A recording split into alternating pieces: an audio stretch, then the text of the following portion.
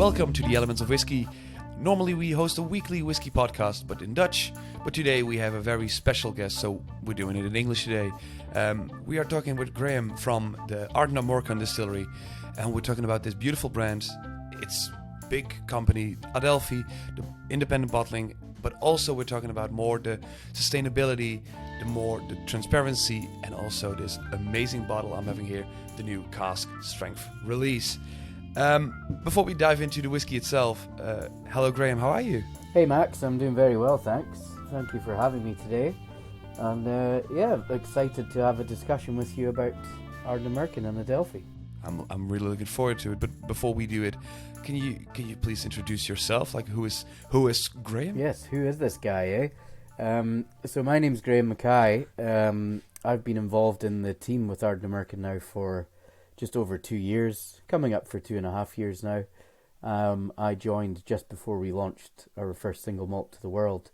So my job title is a sales executive, but in reality, as we'll discover today, we've got a very small team, and we're all plugged into lots of different parts of the company, and we've all got multifaceted roles. So I look after a large part of the UK sales. I look after several countries in the world for exporting and for visiting them and doing whiskey fairs, whiskey tastings and things. In fact, as we speak just now in mid-February, I've just come back from Alkmaar and doing the Helander Whiskey Festival there. I travel to the Netherlands a few times a year, and that's great fun too. And then, other than that, my main job really is also being part of the blending team. So there's only 5 of us that kind of do all the recipe creation for Ardnamurchan, and it means I can bring you a nice insight into what's inside the bottle. I'm really looking forward to it. But how did you start working in like the whiskey industry? Like you've been working for 2.5 years at Ardnamurchan, but did you work whiskey before that, or is it your first job in the whiskey industry? Yeah, I've had a little bit of a circuitous route, you could say. You know, I find a lot of people in this industry didn't necessarily, plan to end up in this industry. Lots of us fall into it and discover our passion before our career, perhaps. And I'm lucky to have done the same. Okay. So originally I was a bartender, mainly in hotel bars and cocktail bars and things, doing that in places like Australia and the UK. Okay. And to be honest, a few years ago now, I decided it's quite a heavy lifestyle, It's late nights, it's lots long of hours, very hard graft, long hours. Great fun, I must add. Some of the best years of my life, but I didn't necessarily see a sustainable future there for myself. Okay. So I made the sideways move into retail, and I worked as a whiskey bottle salesman, I guess, in one of what I would like to say is one of the best UK shops in the country, and that's the Good Spirits Company in Glasgow. Okay. A great bunch of people to work with. Yeah. Very independently minded. And really something that I still carried with me to this day is very, very open-minded about alcohol and just really intense curiosity about all forms of alcohol, not just Scotch whiskey, but rum, gin, tequila, mezcal, vermouth, wine, beer, everything there. Everything under the sun. Yeah, basically everything with an ABV, right? Okay, yeah. I kind of thought, this is the first time I thought about making a career out of this, So I had some very happy years there. I was the shop manager for some time, and to be honest, I was happily ticking along there. And then my good friend Peter Mackay, who lots of your listeners in the Netherlands may have encountered before, he basically came and scooped me up to join his company, which was Morrison and Mackay at the time. And they're now called Morrison Scotch Distillers, but they've got brands like Old Perth, Mactala and Carnmore, which we did lots of work with. So that was my first time full-time whiskey job, and from there I had a happy few years there, and then the opportunity came up to join Ardnamurchan, and it's fair to say for me I was a very excited outsider, onlooker, and watching what they were doing from afar, and it's been a real privilege to get to join the company and now to help steer it from the inside. So Yeah, it's been a little bit of a journey. Bartender, retailer, and now full-time whiskey nerd. So really happy with how it's going. Does it help you out to start from this? You mentioned this very open-minded, curious view of anything alcohol related. Does it help you to have this passionate side of thing and then go into working on the more technical side of thing? Yeah, I would say without a doubt. Very importantly, a lot of blind tasting and a lot of simply analysing the liquid, and also a really good learning ground for me in terms of hosting tastings as well. The Good Spirits Company, like many retailers, I've got a tasting room attached to the shop. So every Thursday, Friday, Saturday, typically, we would be hosting a masterclass. Okay. Which is not really a word I like, to be honest. I prefer to just say tasting. Okay. Initially, working with people like Roddy Graham and Matthew McFadgen and things in the shop, they know the whiskey world really well.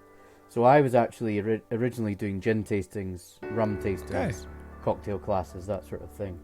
But it was a very good way to, we were presenting products from a non-biased point of view, purely laying out the facts and the stories behind the category as a whole. So I think that's a great bit of training to get good at public speaking, reading a room, and also describing spirits, the history of it, the geography of it. There's a lot to cover in a small 1 hour, 2 hour tasting, and it can look like it's quite straightforward, but I think if you've ever seen someone who is delivering a very memorable, very engaging tasting, there is a lot going on behind the eyes there. I'm actually, when I'm doing a tasting, there's a lot that I'm having to balance in my head at the same time. So, yeah, great to learn that, and great to just have a beyond a marketing appreciation, just appreciation for the contents of the bottle, which to this day I still believe is the most important part of any whiskey experience, is the actual taste. Yeah, I can imagine that this experience of doing this non-bias, completely independent style of tasting really helps a lot.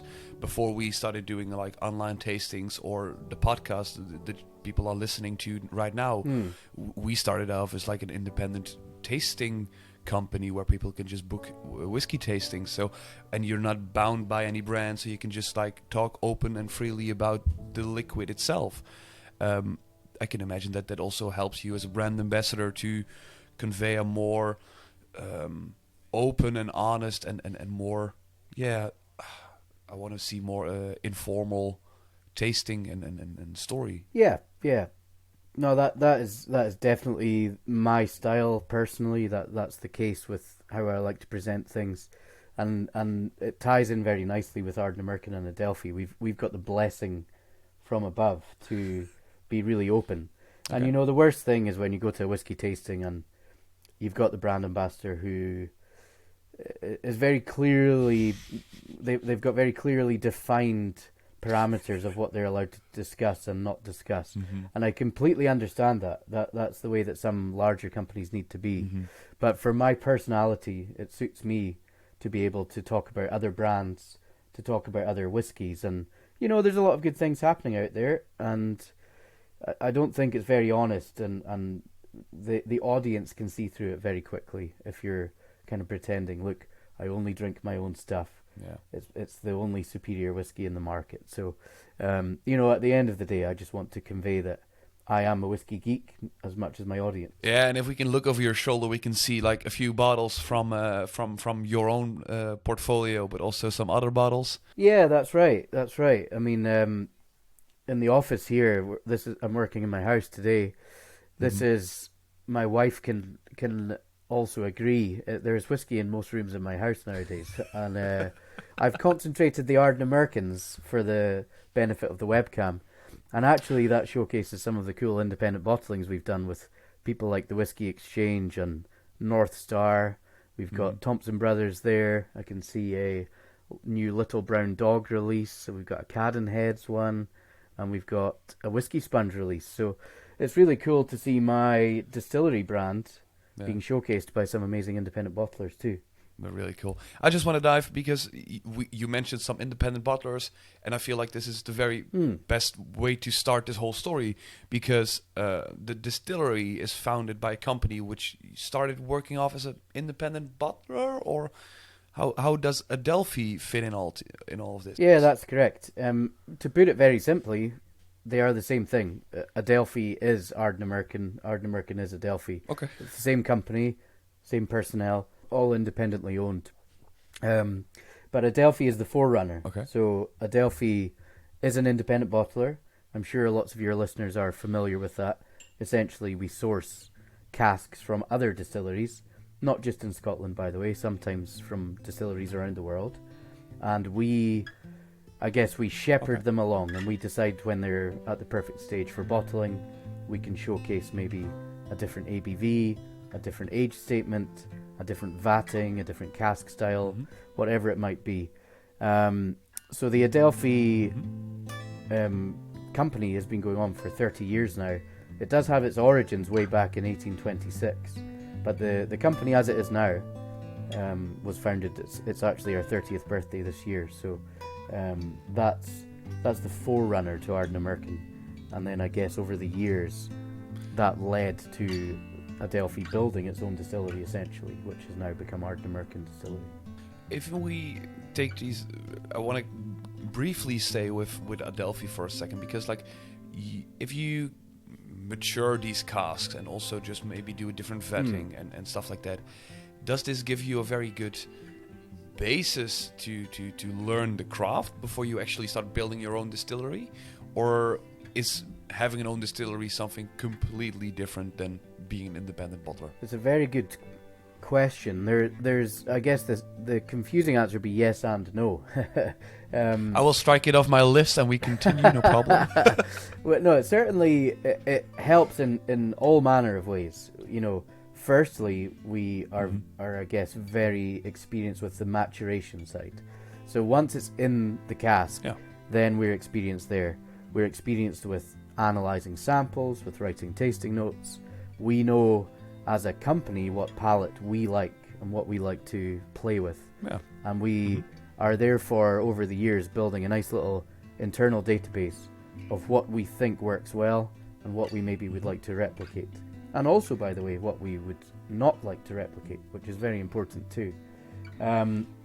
It doesn't provide us any experience in the production side. So when we talk about, the early stages of making new make spirit, how do you set up a distillery?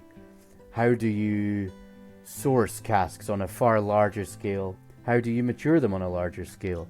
There's lots of experience that we needed to go outside of the company for in that regard.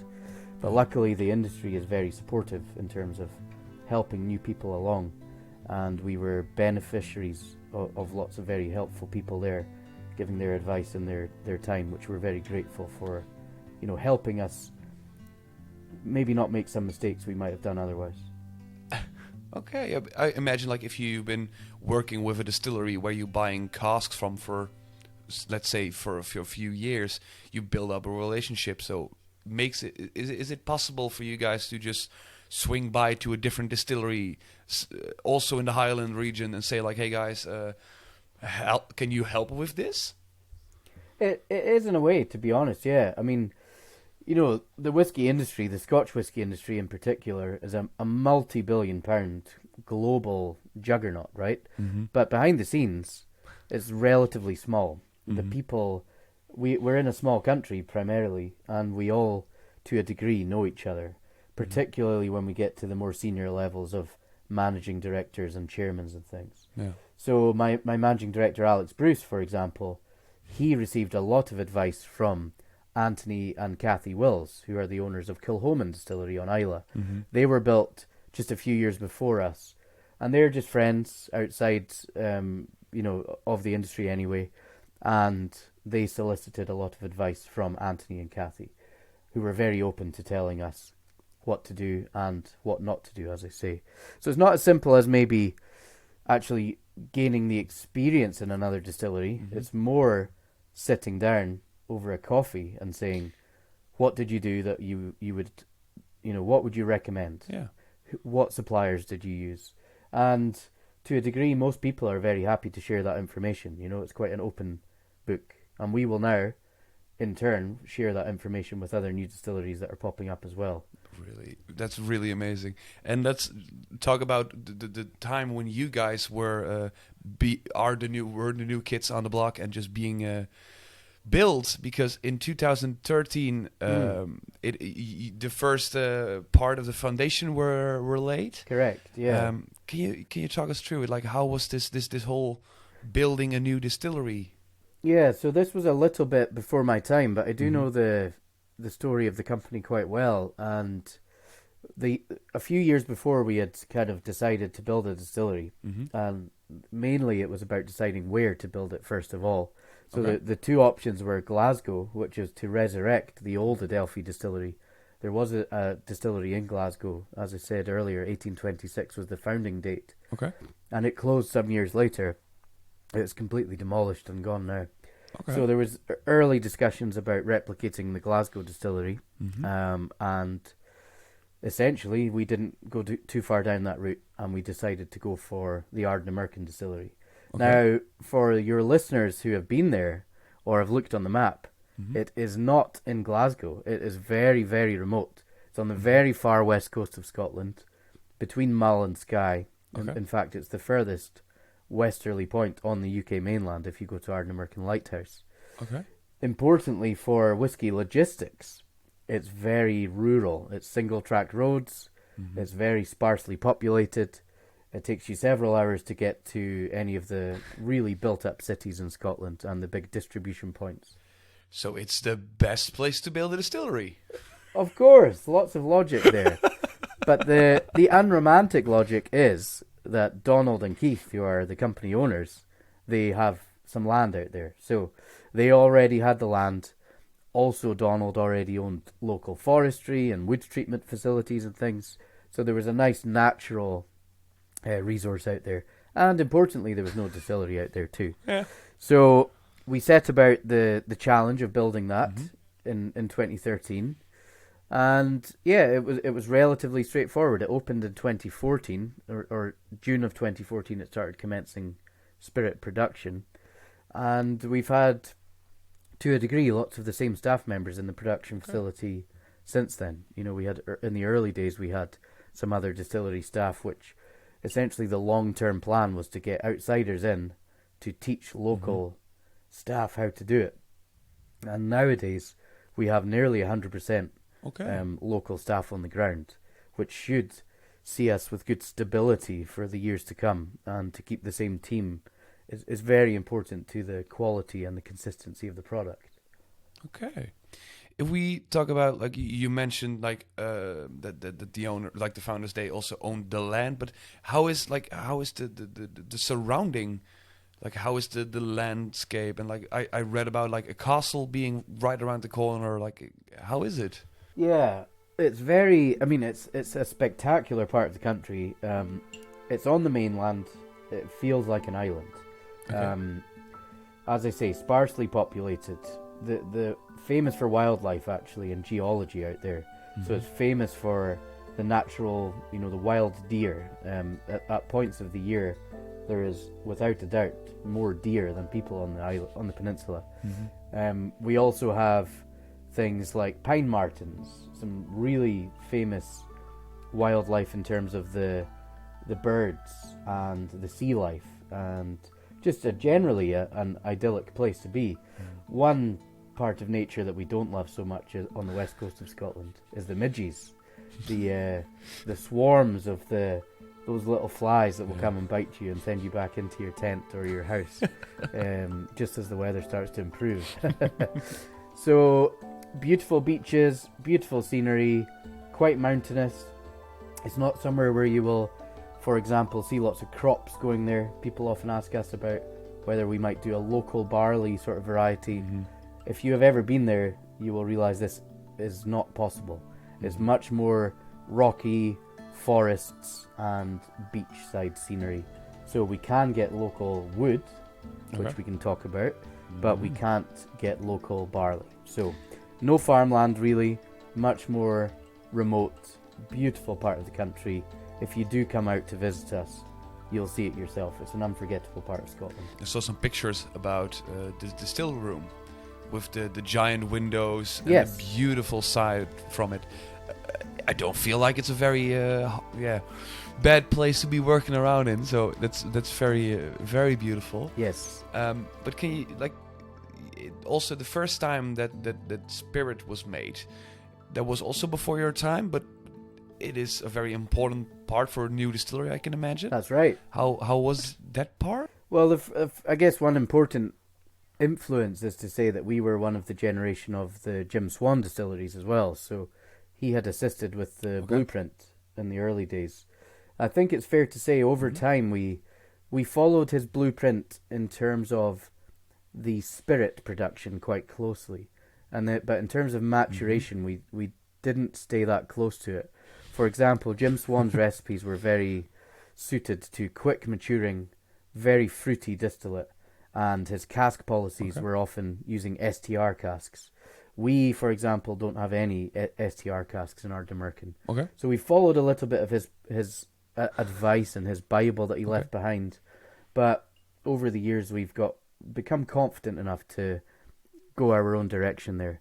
But yeah, the first day of spirit production and the first few years, even the first decade, which we're still in, is crucial. And there's a lot of learning there, you know. Mm-hmm. So in the first days, as far as I was aware, there was a lot of tinkering. There's lots of getting the recipe right. You know, it's a long-term game in the whiskey world. You're putting your spirit into a cask and you've calculated what it might do. Wait for years. Yeah, but you've got to wait for years. So you don't know how it's going to evolve, and you're always learning. Even now, after 9 years, we're still learning how does our spirit mature, whether it's in a bourbon or a sherry, or if it's in a more unusual type of cask. And I think over time we've got to the right stage where we're really delighted with the spirit that we produce, and now it's about that obsession with consistency. And the guys, we've got a really amazing production team out there who are obsessed with delivering that consistency every single day. It needs to be almost, offensively similar in their job every day. They need to be not the slightest changes allowed in their day-to-day production life. So it does help. Really cool. You mentioned this before, like the first few years of a distillery is very difficult, especially if we're talking about a whiskey distillery, because we need to put the spirit in a cask and let it rest for a few years. And we see a trend that a lot of new distilleries, they produce gin to basically have a product to sell out, to make some money back. As far as I know, you guys didn't produce any gins, right? Yes, correct. Yeah. As you refer to, it's quite often a useful piece of cash flow in a very expensive time. Yeah. Luckily for us, to be honest, we had the Adelphi independent bottling range well established and well distributed around the world. So for us, it was considered very briefly. My personal opinion is that we did the right thing in not producing a gin, and we've been able to build our own noise and our own, the hype was built around Ardnamurchan quite early, with the Adelphi brand being behind it, brand and the philosophy that's behind that. So yeah, we only considered it for a very short time and then abandoned that idea, which I think in the fullness of time that shows that it was probably a good idea, to be honest. But there's always a but. You guys, the distillery itself put something out before you guys had whiskey. That's correct, yeah. So people are maybe quite familiar nowadays with our blue bottles, which are the kind of single cask bottles. This is actually an evolution of something we first launched in 2016, if I believe my dates are right. We did 4 versions of it. Again, I should remember this. I have the list right on my left-hand side, yeah. You're more prepared than me, Max. I remember selling the initial release in the Good Spirits Company and buying a bottle for myself. Okay. But basically we did a pre-whiskey release, a preview, a little teaser into what was happening at the distillery. Now, it was called Spirit Drink legally because not everything was over 3 years old. At times, by the way, when we got onto the future releases, there was whiskey which was well over 3, but the total wasn't over 3 years old. So yeah, this was a useful kind of insight for people into what was going on, how it was tasting, even a little clue at what the branding might look like eventually too. And on those Adelphi trips, when we were going around the world, we were able to showcase them as little teasers, and as I say, keep the noise going and keep the hype building. So it was very useful. And some people I still meet around the world are still got very good memories of those and still have some bottles of them in their house too. Yeah, to be honest, my first introduction was the 2019 release of this spirit drink, and to this day I still have one bottle of it left, and it is, for me, as a more like independent whiskey tasting person, whatever you want to call it, I feel like it is also a very good showcase of what making a good spirit and putting it in good cask results in, and that you don't need it to age for 12, 21 or even longer amount of years. So it was a very nice insight for a lot of people who are actually curious about what's happening at the distillery before they can get their hands onto it.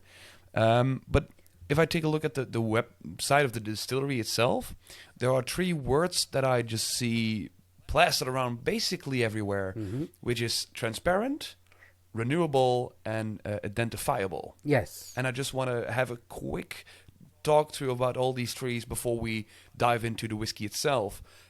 First one being transparency. So we have, pardon me, we have essentially these 3 kind of cornerstones of what we rely on as a brand. And these, again, are carried, a lot of them, through from the Adelphi philosophy. Transparency is key to us. We've already alluded to this quite a lot when we talked about doing unbiased tastings, and we talked about that we're open to discussing anything we want to. So if anyone comes to a whiskey fair or to a whiskey tasting with one of us, there really is no question that's off limits, you know. If we don't know the answer, we will just tell you the honest truth, but we can probably go and find the answer very, very quickly from another member of the team. Okay. So I believe that's very crucial, and I think our customer base also does. You know, we are primarily whiskey geeks, making whiskey for whiskey geeks. Obviously, as we expand, we are getting into new territory where some people are not so well versed in the whiskey world, and that's an issue that we will kind of look to resolve as we grow. But lots of our followers from the early days really do want to know as much possible detail as they can find. So with the transparency and with the identifiable, this comes into the fact that we use QR codes on our bottles as well. I know we're going to talk about it a little bit later on, but essentially every bottle that you buy, you can scan the bottle, right? Yeah, I will have a quick peek if I can get it into frame. There it is. Like on every bottle, we have this small little QR. Yeah.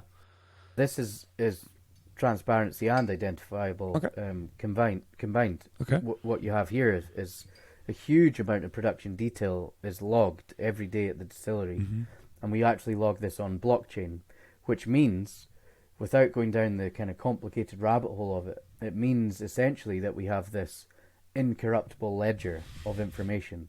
So we're not able to manipulate it once it's been logged. And then all we do with the QR code is allow the customers or the retailers or the bar staff, whoever it might be, if you're at a whiskey club and you're wanting to delve in real detail to it, you can scan that. It will tell you some of the more general information like the tasting notes, the batch size. It will tell you things like the sustainability, which we can talk about soon as well. But more importantly, it tells you about the kind of 5 items that you can delve into real detail about. So that will be things like right at the start, the barley. Yeah. It will tell you the varietal that we're using. It will tell you if it's Laureate or Concerto or something else. It will tell you even the name of the field which the barley comes from. And then you can go into fermentation and discover the types of yeast that we use, the amount of time that we are fermenting for roughly, distillation readings, production information. Very, very cool for me. The most important thing, is a number 5 on the list is a PDF which opens, and that literally tells you the entire recipe which is inside your bottle. So it will tell you the vintages of the casks. It will tell you if it's an American oak, a Spanish oak cask, is it a sherry butt or a sherry hogshead, is it a bourbon barrel or a bourbon hogshead. You know, it literally tells you everything. You know, short of building your own Ardnamurchan distillery, you can basically go home and make your own Ardnamurchan if you had the skills. Yeah, that is something I want to, the whole blockchain thing I want to dive into later on. Sure. But this is more the transparency side of things. Yeah. We also have like the renewable and sustainability side of things. Yeah, that's been extremely important to us. Normally when we host these podcast episodes, I have a co-host, Lucia, and she is very keen on sustainability and renewability. So in her honors, like, can you explain like how is this play into the Ardnamurchan Distillery? Yeah, well, first off, it's it's our core belief that any business operating in 2023 should be trying their very best to reduce their carbon. They should also be trying their best to utilize circular economies in the area, and generally, essentially, producing whiskey is a very, very energy intensive process. So if you're building a new distillery nowadays, you should be looking at ways to reduce this energy output. Okay. It's one of the key issues of the world right now, and if we can help with that, we should be doing that. Yeah. So I would argue that we're one of the most green distilleries in the country. Okay. We were at the vanguard of distilleries which were utilizing biomass to fuel their distillery. So as I touched upon earlier, we are surrounded by forestry, and in choosing what fuel to use for the distillery, it made lots of sense to use wood chip, which is also known as biomass. Yeah. So once a week, we've got a tractor driver called Huey, who literally, you'll see him if you're at that famous window you talked about sometimes, and he will drive a trailer every week full of wood chip straight to the distillery from about 5 or 6 miles away. Okay. So that serves two purposes. The wood chip fuels the distillery in a very sustainable way, but also when I talk about circular economies, it also removes the need for an oil tanker to come once a week as well, which would be coming in all likelihood from the mainland, and that would be driving on these rural roads, and it would be a fossil fuel. So there's removing the fossil fuels as well as utilizing the renewable fuels there, and also providing a job for Huey. Hey, exactly. It's very important on a remote peninsula that we're doing as much as we can to keep employment on the area as well. And when it gets to the kind of final products, we do things in the draft stage or the byproduct stage, where we will not just do the usual where you make animal pellets and you can feed it to the cows and to the wild deer, but we also use a reed bed, so you can pass your effluent through this natural reed bed. Okay. That will remove the copper from your wastewater, and it will also pH balance it and return it back to nature in a kind of safe and harmless way. Okay. So there's lots of little things like that behind the scenes going on. I've got my colleague Jenny Carlson, who's our marketing manager. She is leading the green team, as we call it, where we've got at least 2 people in each department, all working towards increasing the green credentials of the company. And it's something we do take very seriously. It's not just a piece of greenwashing. It's not just marketing. It really is crucial to what we do at Ardnamurchan Distillery. Cool. And the final part, the Identifiable, you mentioned the cool blue design bottles. I don't have it by hand now with the side reading. It's so cool. Yeah. It's been a nice evolution for it. And the little hydrometer there that's on the side of the bottle, if you can see here, it will give you a window into the spirit. I'm just showing off my little members club one that I'm lucky enough to have here. But Identifiable is all about us publishing full details. So it's the blockchain, but it's also on social media and on our newsletters and things. We do give a full kind of breakdown of, are we using peated spirit or unpeated spirit? What's the ABV? Is it non-chill filtered, natural colour? All that sort of the good words that whiskey geeks like to hear. We like to publish all of the information we can and not hide behind anything at all. Really amazing. This is basically like we've talked about this very briefly about the distillery, about these 3 pillars, and I just really want to see how they all come together. So I will be pouring myself a dram. For the people at home, for the people in the Netherlands, we have people can try with us this very amazing whiskey, and we have the AD09.22.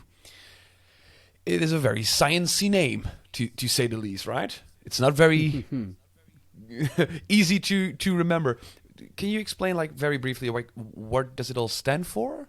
Yeah, in reality, it's very straightforward. It's AD is Ardnamurchan Distillery. Okay. And the numbers that you see are simply the bottling date. Okay. So 0922, September last year, we bottled that batch. Okay. And that's it. It really is as simple as that. Okay. We now only do this on our, basically our limited cask strength releases. But I think it's a nice indicator, and lots of people want to try and, purchase and taste every bottle that they can. So it's good to show what batch it is that you're buying there, I think. All right. I will be opening up. This is always the part everyone at home is waiting for. Ah, beautiful. Yeah. It's 58.4%. It's the first whiskey of the day. Perfect way to start. Yes, cheers to you. It's nearly lunchtime in the Netherlands, I think. So I think you're okay for that. We passed 12. We passed 12. I just want to have a quick nosing and tasting of it, because this is actually my first time to actually try the cask strength Ardnamurchan, so I haven't have any experience with it before. I asked you, like, can you give us some nosing and tasting tips? And you beforehand mentioned, like, yeah, I don't have a bottle at hand, but I can help you out. How are you going to do a nosing and tasting without the whiskey itself? I'm some sort of genie, you see. You're lucky enough that I can tell you specifically about this whiskey, because I am in the blending team, as I referred to earlier. So we've got, rather than having a traditional master blender role at the distillery, we've got basically the sales and marketing team that do it.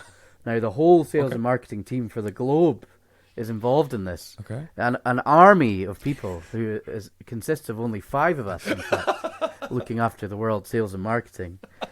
So we have Alex Bruce, who's our managing director. Mm-hmm. His sister Antonia Bruce is in the sales team. Okay. I've got Jenny Carlson, who I mentioned, in the marketing and the green team. Mm-hmm. And then our sales director, Connell McKenzie, and me, Graeme MacKay. So there's 5 of us. We do all the sales, all the marketing, mostly all of the operational decisions for the company as a whole. Of course, as I said, we've got a very talented crew of production team, and we've got a bottling hall team in Fife as well, which are doing really crucial work for us. Mm-hmm. But it's the 5 of us that get to choose all of the recipe creation, I guess. So the cask strength that you're trying there, I promise that I'm not just telling you because you chose this one, Max, but it is genuinely my favourite Ardnamurchan that we've done to date. Okay. I think it's a really good reflection of the distillery character, and it's also not hiding behind much. So what you have here is a cask strength release. So you referred to that already, the 58.4. You've got just over 13,000 bottles. In context, that's a 50 cask vatting there. Mm-hmm. And when we released this, we decided we wanted to basically do a big brother or a big sister to the core Ardnamurchan product. Mm-hmm. So the core one is 50-50 peated and unpeated. Okay. Because at the distillery, we do 6 months of peating and 6 months of unpeated spirit every year. Mm-hmm. And the core product is directly a 50-50 of the two. And it's bottled at a little bit of a lower ABV, 46.8. And predominantly bourbon, 2/3 bourbon to 1/3 sherry cask in that mix there. Okay. So when we sat down and set about creating this product, it was in comparison to the core. The core was always there in our mind, and we thought, how can this differ from the core product? So if we're doing what we refer to as Ardnamurchan cask strength, what do we want to do? You know, and spiritually we are trying to discuss what should it taste like before we've even touched the sample. Okay. So we decided it should have more punch, should have more weight, and it should have, as I was touching upon, it should have more distillery character, where it's got way less sherry cask there, so it's just the bourbon cask front and center. So what you have in the end result here is 40 of the 50 are peated ex-bourbon casks. Okay. 5 unpeated bourbons in there, which we feel like added a nice balance and a nice layer of fruit to the finished product, and a little bit of sherry as well. We tried it without any sherry, and we thought 5 sherry casks, just about 10% of the total there, does add a nice layer of complexity, and it assists with a nice bump of colour as well. So yeah, that's what you have now, the finished product. It's essentially slightly more peaty, slightly more bourbon than the core one, and more ABV. So I would love to hear your thoughts on it, Max. Yeah, the first thing, and I can't convey it on video, but it looks very oily. It is very interesting to see like how viscous and how thick it is. It smells very nice. What I mentioned before with like the AD09.22, like the spirit drink. I feel like it shows this very nice spirit. These spirit flavors, like these more these fruity, more almost tropical notes, but this really turns it up, not even a notch, but a multitude of nuts. It is the first thing that came to mind was like this very nice, freshly baked slices of cake to it.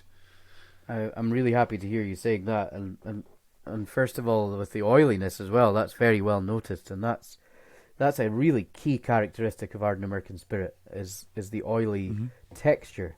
We often talk about the nose and the palate of whiskey, probably more so than we talk about texture, but texture is extremely important, and the oily texture is no accident. That's something that we produce on purpose, and we've always aimed to have an oily spirit, and that mouth-filling quality that you get from our spirit, it really helps with the enjoyment. It helps with almost making you want another one. That it makes it seem a little bit moreish, I think. And also, importantly, it helps with the finish as well. So that longevity in the mouth is something that, combined together with the nose and the palate, it can make it feel like it's a spirit with a little bit more age to it than simply what you're drinking there is a 6-year-old whiskey. Okay. But I would argue that it seems a little bit older. Because of this oiliness and this finish. Second thing, and this is no secret for everyone who is following our podcast episode, I often explain like I'm on peated whiskies. I'm a very big fan of them, but the first bottle of single malt Scotch that I ever owned was a bottle of Ardbeg 10. So that was basically where I started off as drinking whiskey. Arguably not a very good and easy way to start, but it was my beginning. So when we're talking about this, the peatiness, which I find very interesting, because like people always think of peatiness as like a one rudimentary thing, but I don't get all these typical Islay peatiness, like these medicinal, this iodine, all these kinds of things are not present, at least not for me currently. Yes. Can you talk about like the peat you guys use very briefly? Yeah. So that's a very crucial point you're making there, Max, because that's what often that people associate peated whiskey is with these medicinal flavors. Oftentimes it's why people love it, and it's often why people hate it at the same time, depending on their preferences, right? But it's very important to note that peated whiskey isn't all Islay based, and importantly, the peat is not necessarily from Islay.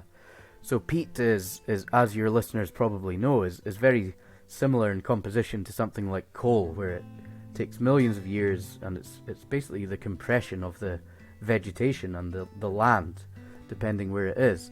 So on Islay, there's not many trees. There's lots of coastal areas, there's lots of seaweed and coastal vegetation, and that is very much reflected in the final taste of the peat. Similarly, we get our peat from the mainland. It'll be in Aberdeenshire, sort of Grampian area, and this, composition-wise, does not contain the coastal vegetation. It will contain more things like heather and moss. So it might be a little bit more floral, might be a little bit more delicate, and actually quite savoury too. You know, when we talk about the nose and the palate of the cask strength in particular, we talk about things like smoked cheese. Okay. We talk about bonfire embers, maybe barbecues and hay bales and things. So it's much more approachable peat than the Isla one, but I think it's hopefully still got enough intensity that if you, like yourself, are a peat lover, it can still tick the boxes too. I'm looking forward to it. I'm gonna try my first sip. As a quick adding to the nose, there is this very interesting this honeycomb type of sweetness to it, which I really do like, compared to all these what you mentioned, more these earthy, more floral and grassy notes to it. Really looking forward to it. Cheers. Yes, cheers, Max. And you know, hopefully with everything that we do, not just the peated whiskies, you know, we do mature everything on site in our 6 tonnage warehouses out there. So there is no doubt that there's some influence from the area which we are maturing in, and from even the water, by the way, that we're using out there to water down from the full still strength to the cask strength. Yeah, we haven't been talking about water at all yet. Yeah, well, it's not something we talk about as much. You know, I'm not talking about the water source, by the way, because, you know, you could argue that the water source isn't as important if it's about to be distilled in a very intensive process. But as people don't necessarily always consider, the still strength of the spirit in the 70s is a little bit higher than the strength we'll fill into the casks at 63.5%. So we are adding local Ardnamurchan water, which is very hard water, very peaty. You know, if you come out to the distillery and you turn on the taps, you'll think, "Ooh, nice brown water here. What's going on here?" But it's very pure. It's just quite heavily flavoured in that regard.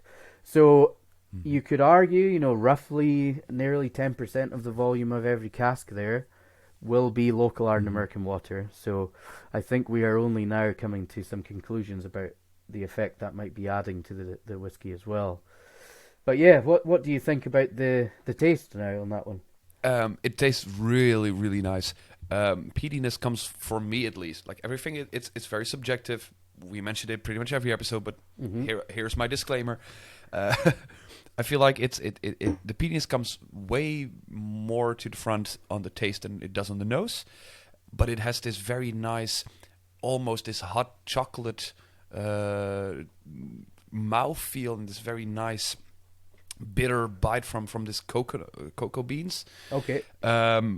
Very the fruitiness.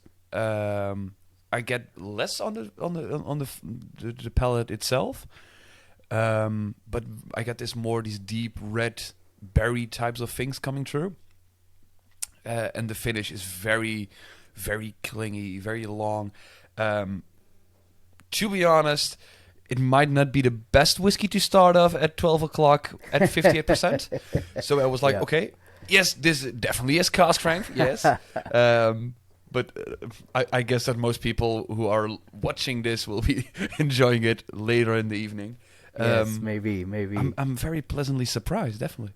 Good. You know, I think, for me, I'm really happy with the final product. I think the integration of the peat is very important there, but there should always be, with any peated whiskey, there should always be a lot going on underneath that too. And I'm happy that we've got a nice balance of kind of funkiness. You know, we talk about with our spirit often this farmhousey texture and flavour it's got with the, you know, I mentioned hay bales, and we also talk about the kind of seaside kind of mineral flavours, things like oyster shells and the actual almost a metallic tang sometimes to it. And actually beneath, you know, when we do our spirit analysis, lots of the times we detect quite a menthol note, almost eucalyptusy note on the nose with our spirit. And I think given some time in the glass, once it opens up a little bit, once you've got the rest of the bottle to play with there, you'll hopefully be pleasantly surprised that there's lots of things lurking away in there waiting to be discovered. Like, I feel like there's this one superhero note in every whiskey, which once you find it, you're like, oh, this makes this dram very different from the last or the next. Do you find this very superhero note in this whiskey as well? And what would it be for you? Yeah, I mean, the basis of this one for me is the coastal and the farmhouse interplaying together there. So it's very much a West Coast whiskey. Okay. You know, that sounds a little bit nebulous. You know, it's what does the West Coast of Scotland kind of taste like? But if we think about other sister distilleries we might have around, like Tobermory, you've got Talisker up on Skye, you've got Ben Nevis further down the coast, the famous Campbelltown, and maybe not quite so much in common with Islay, but I think that funky, rugged style is definitely something we're trying to emulate and to fit in with in that world. So, you know, I would love it if people out there who like, for this product in particular, if people like things like Ben Roma cask strength, or maybe, dare say, maybe even something like a Springbank or a Glen Scotia. I think it would be nice if people thought it was belonging in that sort of world, you know. Yeah, the coastal thing, it really has on the palate, it has this salted caramel kind of flavor to it, with this more salty wash at the end. I feel like this is something which is not easily explored in like 5 or 10 minutes. So for everyone at home who is trying this whiskey, please take your time with this one. It's definitely worth the while. If we take a look at the production side of things, like I want to take a peek behind the curtain and see like what things do you guys do differently, perhaps? So, like if we take a look at the whole production process, what do you guys do to change things up? Yes, I mean, I guess it's really, to be honest, at Ardnamurchan, it's quite we've got quite a commitment to traditional behaviour at the distillery itself. Again, it's the Adelphi philosophy following through, and with Adelphi we don't do lots of kind of crazy cask finishes or small accelerating casks or anything like that. So we're quite similar with that, where we don't really compromise at the production stage. So as I mentioned earlier, a bit of that Jim Swan influence, but much more influenced by the local area around us, and that West Coast world that we inhabit. So yeah, I think it's a combination. In terms of production, it's quite traditional. Okay. You know, we go for pretty much a clear wort. We stir the rakes one time very, very slowly at the start of the mash, which does help promote some oiliness in there. Okay. In terms of yeast, we're using a combo of brewer's yeast and distiller's yeast. So we've got Anchor yeast and Fermentis yeast for those yeast geeks out there. The washbacks, we do have 7 washbacks. We've got 4 wooden ones and 3 stainless steel. Okay. It sounds like there might be a lovely production reason for that, but the unromantic truth is we had 4 wooden washbacks initially, and then and then we realized we had room for 3 more. Yeah. No. It's all about space, and we realized before the roof went on, we still had space for 3. So it's too late to commission more wooden ones, but it's quite quick to make stainless steel. So in reality, that is a quick decision, but that helps day to day with production volumes hugely, because we can get 7 mashes on the go at once instead of 4. Yeah. And that increases our eventual production capacity to around about 400,000 litres a year. Now, in terms of the stills, just 1 pair of stills, quite typical. Not too tall, not too short. The second still has got what we call a boiler ball or a reflux ball on it. So we do promote quite a lot of reflux in our spirit. Okay. We are on about roughly a 3-hour kind of heart cut for the spirit itself. So not too fast, not too slow.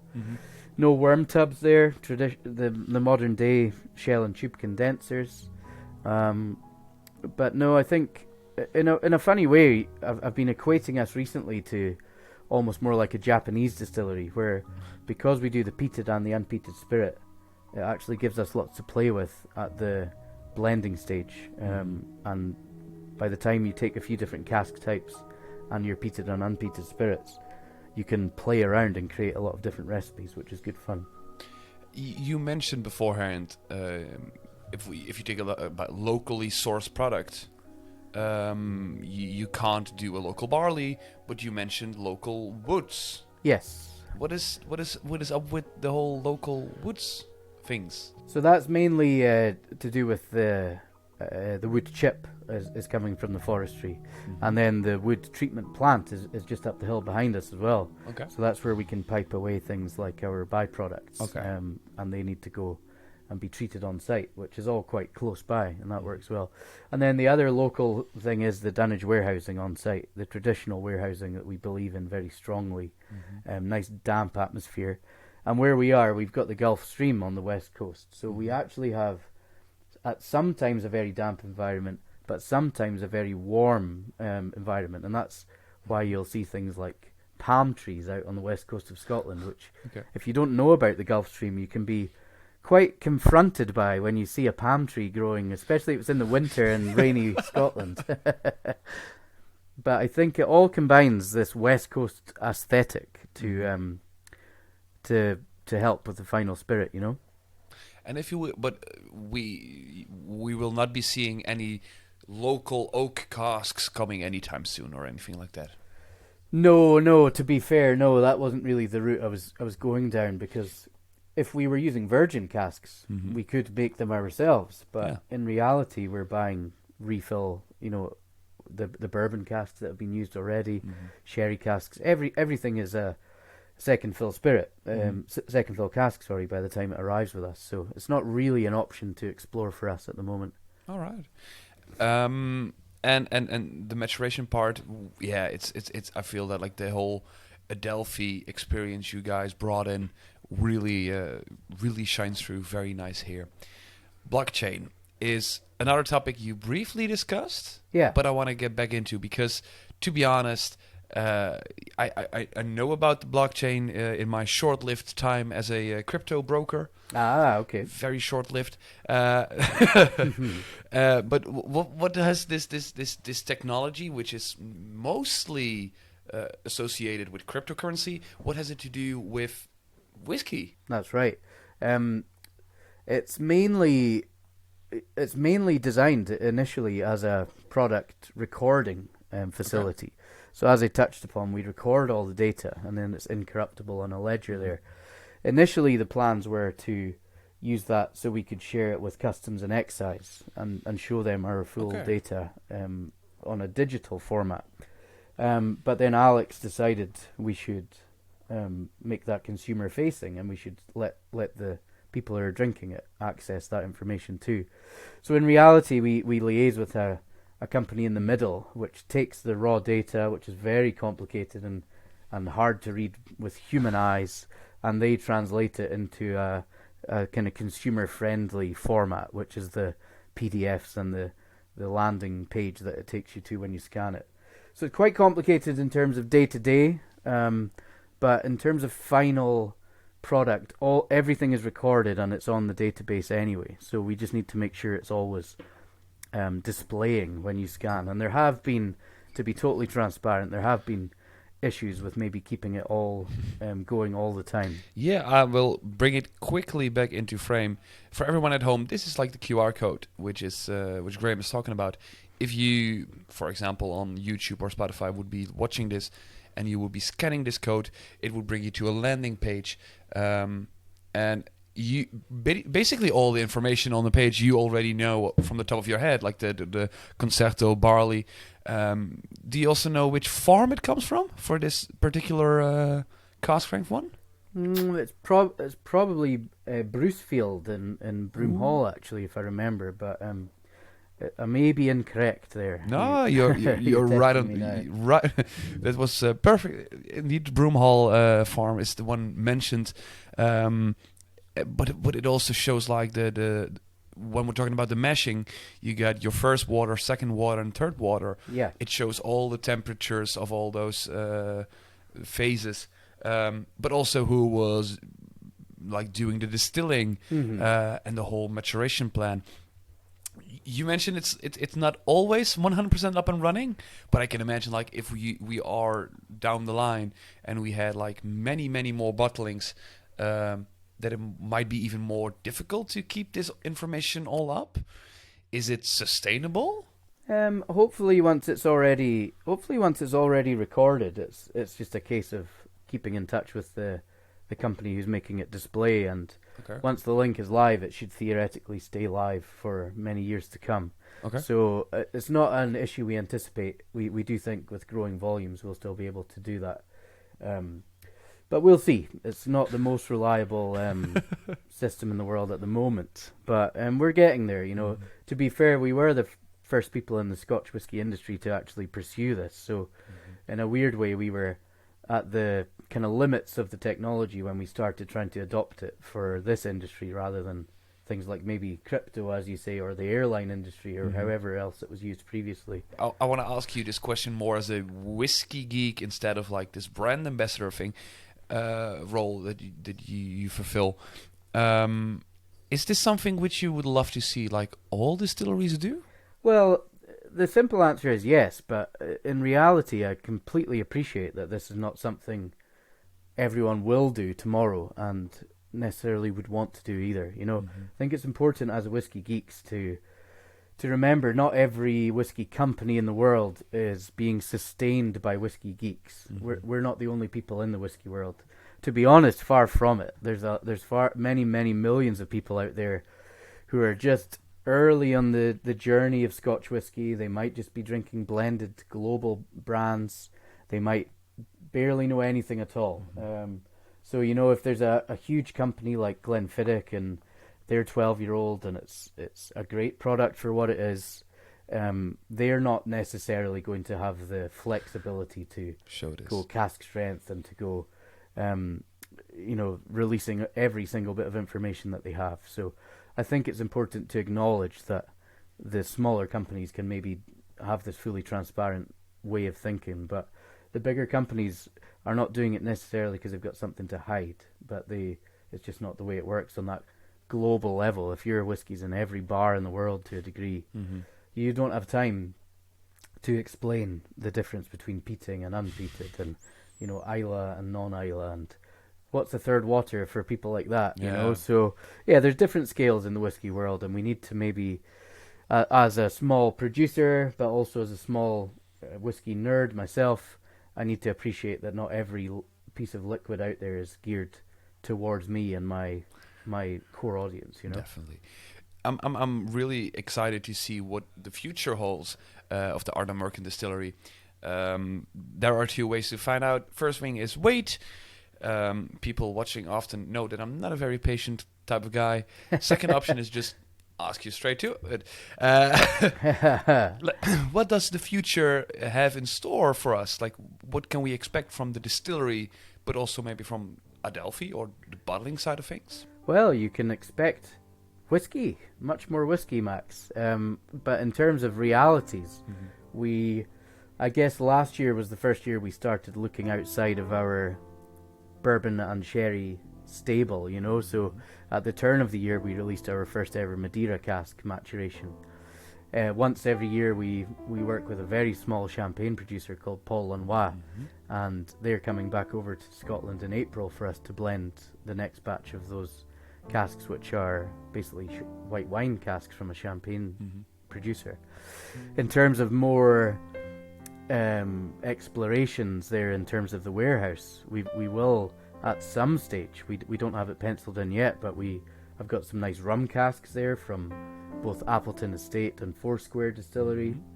We've got some really exciting dry sherry styles. We only currently have used Oloroso and PX in releases so far, but we've got things like Palo Cortado and Manzanilla casks to be filled up, which I think will be possibly very exciting with our coastal flavour and a dry sherry style. On paper it sounds like a match made in heaven. And then a couple of years ago, for the first time we started doing a heavily peated run on spirits every year. So for 2 weeks to a month every year now we do an 88 ppm maturation or distillation, and that's about probably about 3 times more actually than our core peating level.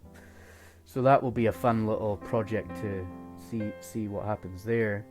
But yeah, Ardnamurchan, basically we're just going to slowly increase the core range with these limited edition cask strengths.